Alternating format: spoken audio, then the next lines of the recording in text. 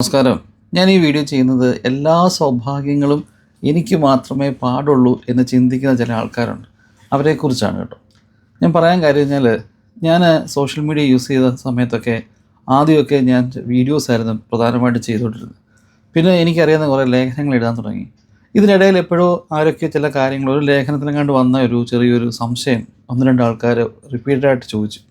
അപ്പോൾ ഞാനപ്പോൾ എന്താ വെച്ച് കഴിഞ്ഞാൽ അതിനെപ്പറ്റി ഒരു എക്സ്പ്ലനേഷൻ കൊടുത്തു. പിന്നെ ചില സമയത്ത് ചില ആൾക്കാർ പേഴ്സണലായിട്ട് ആ വിഷയം അറിയാമോ, അതെന്താണ് സംഭവം എന്നൊക്കെ ഇങ്ങനെ ചോദിക്കാറുണ്ട്. അപ്പോൾ ഞാൻ മനസ്സിൽ കരുതി, എടാ ശരിയാണ്, പല ആൾക്കാർക്കും എല്ലാം അറിയണമെന്നില്ല. കാരണം ഇപ്പോൾ നമ്മൾ ഈ ഭൂമി ജനിക്കുന്നു, അല്ലെങ്കിൽ ഇവിടെ നമ്മൾ ജീവിക്കുന്നു, എല്ലാ കാര്യങ്ങളും എല്ലാ ആൾക്കാർക്കും അറിയണമെന്നില്ല. പ്രത്യേകിച്ച് എനിക്കില്ലാത്തൊരു ഒരു ഒരു സ്വഭാവമായിരുന്നു വായനാശീലം എന്നുള്ളത്. ഒരു സമയത്താണ് ഞാൻ തിരിച്ചറിഞ്ഞത് എൻ്റെ വായനാശീലം ശരിയല്ല എന്നുള്ളത്. ഞാൻ അങ്ങനെ വായന ഒരു ശീലം ഉണ്ടാക്കിയെടുത്തു. ഒരു ഒരു ഹോബിയാക്കി മാറ്റി. ഒഴിവ് സമയങ്ങളിൽ വായിക്കണമെന്ന് ആഗ്രഹിച്ചു. പലപ്പോഴും വായിക്കുന്ന പല കാര്യങ്ങളും എനിക്ക് പുതിയതായിട്ട് തോന്നി. അപ്പോൾ ഞാൻ ചിന്തിച്ചെടാ, ഇതുപോലെ തന്നെ പല ആൾക്കാർക്ക് ഇതേപ്പറ്റി അറിയണം നിർബന്ധമൊന്നുമില്ല. ഇപ്പോൾ തന്നെ ഒരു ന്യൂസ് വരുന്ന ഒരു കാര്യം എല്ലാവരും ന്യൂസിൽ കൂടി തന്നെയാണ് അറിയണമെന്ന് കരുതരുത്. പലപ്പോഴും ആ ന്യൂസിനെ പറ്റി, ആ വിഷയത്തെപ്പറ്റി ആ ന്യൂസ് കണ്ട് എഴുതുന്ന പല ആൾക്കാർക്കുള്ളിലായിരിക്കും ജനങ്ങളിലേക്ക് എളുപ്പം എത്തുന്നത്. നമ്മൾ ചെയ്യുന്ന ചെറുതോ വലുതോ ആയ കാര്യങ്ങൾ ഒരാൾക്ക് പ്രയോജനമുണ്ടായാൽ അത് നല്ലതാണ് എന്ന് ഞാൻ കരുതി. അങ്ങനെയാണ് ഞാൻ പലപ്പോഴും ചില ഈ ജനറൽ കാര്യങ്ങളെ പറ്റിയൊക്കെ പല ആർട്ടിക്കിൾ എഴുതി. എന്നാൽ പല വ്യക്തികളും പറയുന്നുണ്ട്, ഇത് നീ അവിടെ നോക്കി കോപ്പി അടിച്ച്. ശരിയാണ്, കോപ്പി അടിച്ച് തന്നെയാണ്. അല്ലാതെ ഇപ്പോൾ ആരും ജനിച്ചു വരുമ്പോൾ ഇതെല്ലാം പഠിച്ചുകൊണ്ട് വരുന്നതൊന്നും അല്ലല്ലോ. നമ്മളിപ്പം ഏതാണ് കോപ്പി അടിക്കാത്തത്? എല്ലാ കാര്യങ്ങളും ജീവിതത്തിൽ നടക്കുന്ന പലപ്പോഴും കോപ്പി അടിച്ചാണ്.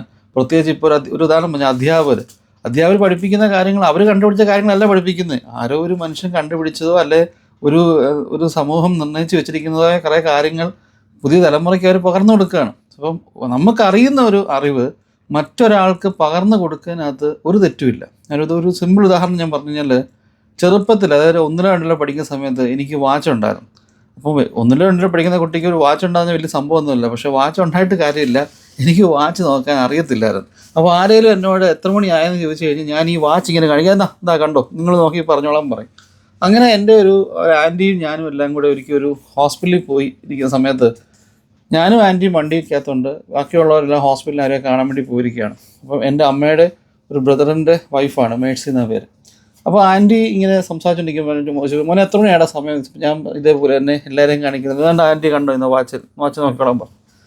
അപ്പോൾ ആൻറ്റി ചോദിച്ചു, നിനക്ക് സമയം നോക്കാൻ അറിയത്തില്ല? അപ്പോൾ ഞാൻ കൂടി പോയി കഴിഞ്ഞാൽ 3-ൽ പഠിക്കുമായിരിക്കും. ആൻറ്റി എനിക്ക് സമയം നോക്കാൻ അറിയത്തില്ല, ഇതിമ്മ ഇങ്ങനെ കെട്ടിക്കൊണ്ട് നടക്കുന്നു എന്നേ ഉള്ളെന്ന് പറഞ്ഞു. ആൻറ്റി അവിടെ ഇരുത്തിയിട്ട് എനിക്കതൊരു 15 മിനിറ്റ് കൊണ്ട് എങ്ങനെ സമയം നോക്കാം എന്നെ പഠിപ്പിച്ചു. എനിക്ക് പറഞ്ഞു തന്നു, നന്നായിട്ട് വിശദമായിട്ട് പറഞ്ഞു തന്നു. ഞാനത് പഠിച്ചു. ഇന്നിപ്പോൾ ഇത്രയും പ്രായമുണ്ട്, ഞാൻ ഇന്നും ചില സമയത്ത് ആൻറ്റി ഓർക്കാറുണ്ട്.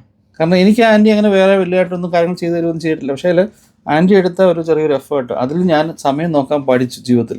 കുറച്ച് കഴിഞ്ഞ് ചിലപ്പോൾ പഠിക്കാൻ പറ്റുമായിരിക്കും. പക്ഷേ എനിക്ക് ആദ്യമായിട്ട് ആ വിഷയം പറഞ്ഞു തന്നത് ആൻറ്റിയാണ്. ഇന്ന് ആൻറ്റി ജീവിച്ചിരിപ്പില്ല. പക്ഷേങ്കിൽ എനിക്ക് ചില സമയത്ത് ഞാൻ ആൻറ്റി ഓർക്കാറുണ്ട്. ഇതേപോലെ തന്നെയായിരുന്നു ഞാൻ CAD സെൻറ്ററിൽ പഠിപ്പിച്ചുകൊണ്ടിരുന്ന സമയത്ത്. AutoCAD മെയിനായിട്ട് ഞാൻ പഠിപ്പിക്കുമായിരുന്നു. അപ്പോൾ പലപ്പോഴും ഈ ഒരു ലാസ്റ്റ് ഒരു പോർഷനൊക്കെ, മൊഡ്യൂൾസൊക്കെ പലപ്പോഴും അവർ സ്കിപ്പ് ചെയ്യും CAD സെൻറ്ററിൽ. കാരണം ചിലപ്പോൾ പ്രിൻ്റർ പ്ലോട്ടർ ഒന്നും കാണത്തില്ല സ്വന്തമായിട്ട്. അതേപോലെ തന്നെ ചില കാര്യങ്ങളൊക്കെ അങ്ങ് സമയപരിധി കാരണമോ അല്ലെങ്കിൽ അത് വലിയ ഇമ്പോർട്ടൻസ് ഒന്നും ഇല്ലാതെ അങ്ങ് സ്കിപ്പ് ചെയ്ത് വിടും.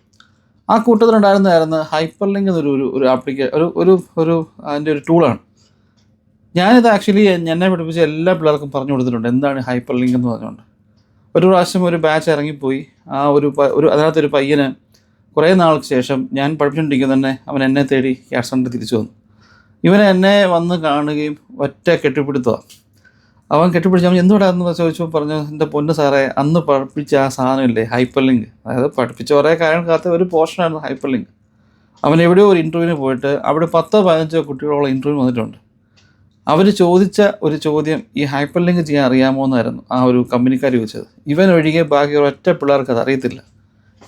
എനിക്ക് ജോലി കിട്ടി, എനിക്ക് കുഴപ്പമില്ലാതെ നല്ല ശമ്പളമൊക്കെ ഉണ്ട്, അതിന് കാരണക്കാരൻ സാറാന്ന് എൻ്റെ അടുത്ത് ഒന്ന് പറഞ്ഞു. ഞാൻ പറഞ്ഞു വന്നത്, നമ്മൾക്കറിയുന്ന ഒരു കാര്യം, അത് ചെറുതോ വലുതോ എന്തോരം ആയിപ്പോയിക്കോട്ടെ, അത് മറ്റൊരാൾക്ക് പറഞ്ഞു കൊടുക്കാൻ പറ്റുക എന്ന് പറയുന്നത് വലിയൊരു കാര്യമാണ്. എൻ്റെ എനിക്കറിയുന്നൊരു വ്യക്തിയുണ്ട്.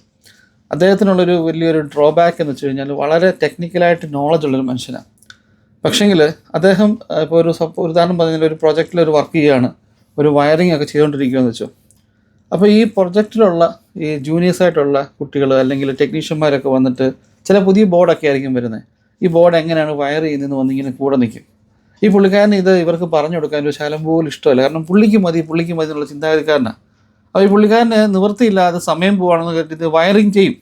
അപ്പോൾ ഈ കൂടെ നിൽക്കുന്ന പിള്ളേർ പണ്ടൊക്കെ കാലത്ത് ഫോട്ടോ എടുക്കാൻ എല്ലാവരുടെയും മൊബൈൽ ഫോണൊന്നും ഇല്ല. അപ്പോൾ ഇവർ പെട്ടെന്ന് ഒരു പടം വരച്ചിട്ട് കണക്ഷനൊക്കെ ഇങ്ങനെ പച്ച ഇന്ന കളർ ഇങ്ങനെ എഴുതി വെക്കും. ഈ ബ്രേക്ക് സമയത്ത് പുള്ളിക്കാരൻ പെട്ടെന്ന് ആരും ഇല്ലാത്ത സമയത്ത് ഈ വയറിങ് മുഴുവൻ മാറ്റി കൊടുക്കും. കാരണം വെച്ചാൽ ഈ രണ്ടാമത് മാറ്റി കൊടുക്കുന്നതാണ് ശരിക്കുള്ള വയറിങ്. ആദ്യം ചെയ്തത് ഈ കുട്ടികളെ കൂടെ നിൽക്കുന്ന ആൾക്കാരെ പറ്റിക്കാൻ വേണ്ടി പുള്ളി ചെയ്തതാണ്. എന്തുദ്ദേശം? ഇന്ന് സത്യമായിട്ടും ആ മനുഷ്യൻ്റെ കൂടെയുള്ള എല്ലാ മനുഷ്യൻ്റെ കൂടെ നിന്ന് പല ആൾക്കാരും അയാളെക്കാളും നല്ല പൊസിഷനിൽ നിൽക്കുക. ഇന്ന് ആ പുള്ളിക്കാരൻ ഏതാണ്ട് പഴയ പോലൊക്കെ തന്നെയാണ് പോയിക്കൊണ്ടിരിക്കുന്നത്. നമ്മൾക്കറിയുന്ന ഒരു അറിവ് മറ്റൊരാൾക്ക് പകർന്നു കൊടുക്കുമ്പോൾ ശ്രദ്ധിക്കേണ്ടത് വെച്ച് കഴിഞ്ഞാൽ നമുക്ക് നമ്മളെപ്പറ്റി സ്വയം ഒരു വിശ്വാസം വേണം. മറ്റൊരാൾ എന്ത് പഠിച്ചാലും അയാൾക്ക് എന്ത് അറിവ് കിട്ടിയാലും നമുക്ക് നമ്മളിലൊരു വിശ്വാസമുണ്ട്, എനിക്കൊന്നും സംഭവിക്കാൻ പോകുന്നില്ല എന്ന് ചിന്തിച്ച് കഴിഞ്ഞാൽ, അല്ലെങ്കിൽ നമ്മുടെ കഴിവിനെപ്പറ്റി നമുക്ക് വിശ്വാസം ഉണ്ടെങ്കിൽ മറ്റൊരാൾക്ക് പകർന്നു കൊടുക്കണം. എന്ത് കാര്യം തന്നെയാണെന്ന് പറഞ്ഞാലും അറിവ് പകർന്നു കൊടുക്കുന്തോറും നമ്മുടെ അറിവ് നഷ്ടപ്പെട്ടു പോകുന്നില്ല, നമ്മുടെ അറിവും വർദ്ധിക്കത്തേ ഉള്ളൂ. ഞാൻ ഇത്രയും പറഞ്ഞു കഴിഞ്ഞാൽ ചില ആൾക്കാരിങ്ങനെ സ്ഥിരമായിട്ട് എനിക്ക് ഫേസ്ബുക്കിലൊക്കെ ഇങ്ങനെ പോസ്റ്റ് വെക്കാറുണ്ട്, തനിക്ക് വേറെ പണിയൊന്നുമില്ല, ഇതൊക്കെ എല്ലാവർക്കും അറിയാവുന്ന കാര്യമല്ലേ, എന്തോത്തിനിങ്ങനെ ചുമ്മാ വല്ലവൻ്റെയും കണ്ടുപിടിച്ച കാര്യങ്ങൾ നമ്മൾ പറയുന്നതെന്ന്. പല ആൾക്കാരും പറഞ്ഞിട്ടാണ് പലതും നമ്മളൊക്കെ അറിയുന്നത്. Thank you.